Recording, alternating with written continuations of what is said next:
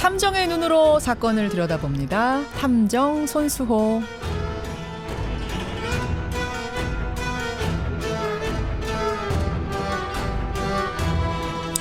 우리 사회에 관심을 모으고 있는 사건을 보다 자세히 들여다보는 시간이죠. 탐정 손수호. 오늘도 손수호 변호사 나오셨습니다. 어서 오십시오. 네, 안녕하세요.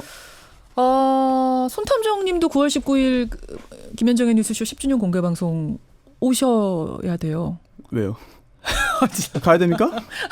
네. 왜 이러세요? 그래요? 제가 공식 통보를 받지 못해서. 네. 뉴스쇼 게스트들, 우리 패밀리 네네. 식구들은 다 오셔서 무대에 오르시는 거고요. 출연료가 또 별도로 있나요? 이분 빼죠. 이분 빼야 되겠습니다, 탐정님. 아니 사실은 우리 이제 식구들 다 오르고 무대에 오르고 뉴스쇼 청취자들의 축제 같은 거예요, 잔칫날 같은 거예요. 그래서 어제 이제 신청 접수 제대로 받기 시작했는데 전산 마비 수준의 신청이 들어왔습니다. 아 그래요? 예. 그래서 초대권을 부득이하게 저희가 네. 추첨을 AI를 통해서 자동 추첨 방식 아주 공정하게 추첨을 해야 되는 상황인데 어쨌든 계속 보내주시고요. 예, 신청 양식 신청합니다 쓰시면 이렇게 저희가 또 링크를 보내드리고 홈페이지에 와서 신청하셔도 되고요. 예, 신청을 받고 우리 게스트들 중에 한 분 정도는 좀 노래를 시켜볼까. 뭐 특별히 보여드릴 거 없으니까 제가 그 생각도 하고 있어요. 저는 못합니다. 네. 예전에 장혜리 씨 좋아하신다고 가수 네네. 그랬잖아요. 그 노래 한 곡 하시죠. 손탐정 여자 노래를요? 네. 안 되시겠어요? 쉽지 않죠. 네. 그 노래를 지금 부르시겠다는 제가요? 약속을 해주시는 것 같은 느낌이 좀 드네요. 저는 아니고 기대하겠습니다. 한번 우리 게스트들 중에 한 분 정도는 좀 노래를 축하 잔치니까 그거 한번 고민해보고 장혜리 씨 노래도 좀 연습해보시고 손탐정님. 못한다니까요. 자, 네. 손수호 탐정과 함께하는 탐정 손수호. 오늘 워낙 무거운 주제가 많아서 제가 잠깐 분위기 전환용 여러분들께 담소를 나눠봤고 사실 오늘 탐정 주제도 무겁죠. 굉장히 무겁습니다. 굉장히 무거워요. 웃으며 시작했지만 웃으면서 말씀드릴 수 없는 주제인데요. 예. 엊그제 유력한 용의자가 체포된 사건 바로 과천 토막살인 사건입니다. 맞습니다. 제목만 들어도 사실은 좀 끔찍해요. 보도의 제목들 보면. 그렇죠. 그래서 오늘은요. 과천 사체훼손 살인 사건으로 부르도록 하겠고요. 또 방송에서 이야기 드리기에 이제 부적절할 정도로 잔인한 부분들이 많이 있어요. 맞아요. 그래서 이런 부분은 이제 가급적 이제 순화해서 말씀을 드려야 하겠습니다. 용의자가 생각보다는 좀 빨리 잡혀가지고 네. 그래도 이렇게 마무리되는 거 아닌가 이런 생각했는데. 다행히 빨리 붙잡혔죠. 또 자백도 했습니다. 또 구체적인 진술도 했고 또 그러한 그 진술을 뒷받침하는 주요한 증거물도 이미 경찰이 확보를 했어요. 하지만 그래도 여전히 고개를 갸웃하게 만드는 부분들이 있습니다. 이러한 의혹들을 살펴보고요. 또 어떤 다른 가능성이 있을지 함께 짚어보면서 사건의 진실에 조금 더 다가서야 하겠습니다. 이게 자꾸 이름이 워낙 잔인해서 제가 자꾸 말하기가 그렇긴 합니다만 어쩔 수 없이 합니다. 과천 시신훼손 살인사건, 뭐 언론에는 토막살인 사건 이렇게 나옵니다만 과천 사건, 사건 개요부터 보죠. 나흘 전이죠. 지난 19일 오전에 서울대공원이 이제 서울에 있지 않고 경기도 과천시에 있죠. 예. 네, 과천에 있는 서울대공원 근처 등산로 수풀에서 시신이 발견됐는데요. 그런데 그 시신의 상태가 매우 참혹했습니다. 이제 피해자를 이제 A 씨로 부를게요. 그러시죠. 이 A 씨의 그 시신이요, 머리, 몸, 다리가 분리된 채로 검은색 비닐봉지 등에 담겨서 서울대공원 경비원에게 발견됐는데요. 예. 경찰이 수사에 착수했어요. 그래서 A 씨, 피해자 A 씨의 최근 행적, 주변 인물, 시신 발견 현장 상태 등을 살펴봤는데 이 피해자 A 씨가 마지막으로 휴대전화를 사용한 8월 10일경 살해한 걸로 추정했습니다. 살해 시점을 아는 게 사건 해결할 때 참 중요하다면서요. 굉장히 중요하죠. 그래요? 우선 첫 번째로 언제 살해됐는지를 알아야 여러 용의자 중에서 진범을 찾을 수가 있겠고요. 그리고 또 범행을 이제 부인한다 하더라도 살해 시점을 알면 추궁을 해서 자백을 유도할 수도 있습니다. 또 두 번째로는 CCTV 관련된 문제인데요. CCTV. 최근에 CCTV 영상 분석이 굉장히 중요한 수사의 그 방식으로 활용되고 있습니다. 성과도 좋고요. 과거 같으면 미제 사건으로 남을 건들인데 지금은 거의 대부분 해결되고 있습니다. 하지만 이 확인해야 될 대상의 범위를 좁히지 못하면 상당히 많은 시간과 인력이 소요될 수밖에 없어요. 수사력 낭비가 우려되고요. 또 사건을 초기에 신속하게 해결하지 못한다면 범인이 또 도주할 수 있거든요. 그렇죠. 따라서 범행 시점, 즉 살해 시점과 사체 훼손 시점을 정확히 특정하거나 아니면 그렇지 못하더라도 대략적인 범위라도 확인하는 게 매우 중요합니다. 그래요. 이 시점 지난 10일 무렵을 중심으로 찾았어요. 어떤 단서들을 갖고 있었습니까? 일단 그 피해자 A 씨가요, 우리나라 국민이었어요. 예, 지문이 등록되어 있었죠. 그리고 시신에서 이 지문 부분이 이제 훼손되지는 않았습니다. 그래서 신원 파악을 어렵지 않게 할 수 있었어요. 하지만 이제 이 피해자가 오래전부터 가족과 떨어져서 혼자 지냈고요. 예. 또 일정한 직업 없이 거처를 자주 옮겨 살다 보니 사건 당시에 그 행적 추적이 쉽지는 않았는데요. 근데 어떻게 그렇게 빨리 잡았어요? 생각보다 사실은 굉장히 저는 미궁에 빠질 줄 알았는데 빨리 용의자가 잡혔더라고요. 네, 다행스러운 일인데요. 예. 이번에도 역시 범죄 현장 주변에 CCTV 영상 분석이 주요했습니다. 서울대공원 주변에 CCTV가 많았군요. 네, 많이 있었어요. 물론 유기된 장소에는 없었습니다만 주변에 워낙 많으니까요. 경찰이 사건 발생 시점에 그 무렵에 SUV 차량 한 대가 전조등, 헤드라이트를 끈 채로 이동하는 거를 발견했습니다. 밤인데 전조등을 끄고 움직여요. 거기 되게 어둑어둑한데. 그렇죠. 그리고 또 사건 이전에 이제 피해자의 동선을 조사하면서 이 피해자가 노래방을 다녀왔다. 그런데 그 노래방 주변 CCTV에서 헤드라이트를 끄고 이동하던 그 SUV 차량을 또 발견한 겁니다. 아까 그 SUV 차량이 그 노래방에서. 네, 그렇다 보니까 그 차량을 용의 차량으로 특정하고 추적을 시작한 건데요. 생각보다 좀 허술했네요, 이 사람. 이 SUV 차량의 주인이 바로 그 노래방 주인이었어요.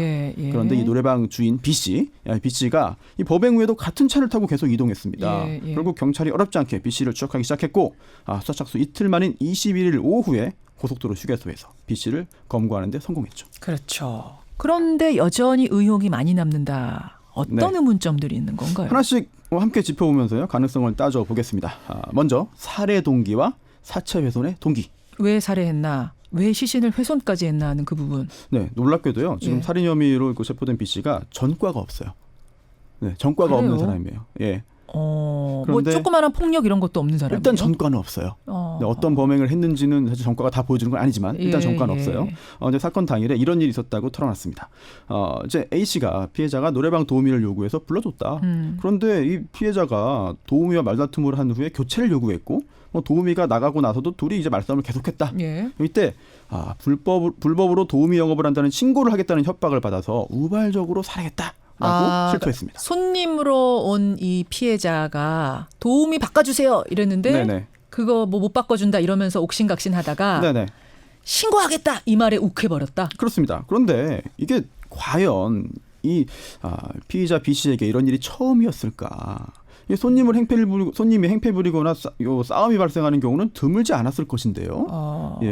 이런 식의 영업을 특히 하는 경우엔 더더욱 이것 때문에 우발적으로 사람을 죽였다. 더구나 전과도 없는 사람이 이 부분은 쉽게 이해되지 않죠. 그러니까 신고한다고 해서 그걸로 사람을 죽이기까지 했다. 전과도 없는 사람. 이거는 좀 석연치 않은 면이 있다라는 거죠. 지금 사실은 모든 언론 보도들이 다 이것 때문에 죽였다. 이것 때문에 살해했다라고 나오고 있는데 단정적으로.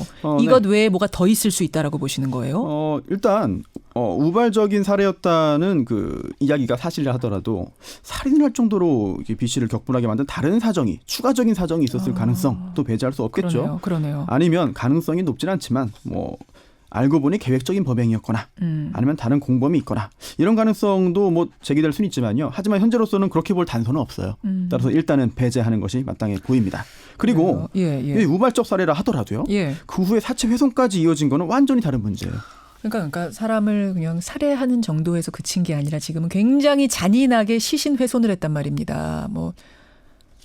토막이라는 말까지 좀 쓰고 싶진 않지만 하여튼 그렇게 해서 유기를 했다. 이거는 전혀 전과도 없는 사람이 그것도 우발적으로 온 손님한테 말다툼하다가 살해했는데 그걸 그렇게까지 잔인하게 했다는 게 의문이다. 네, 그렇죠.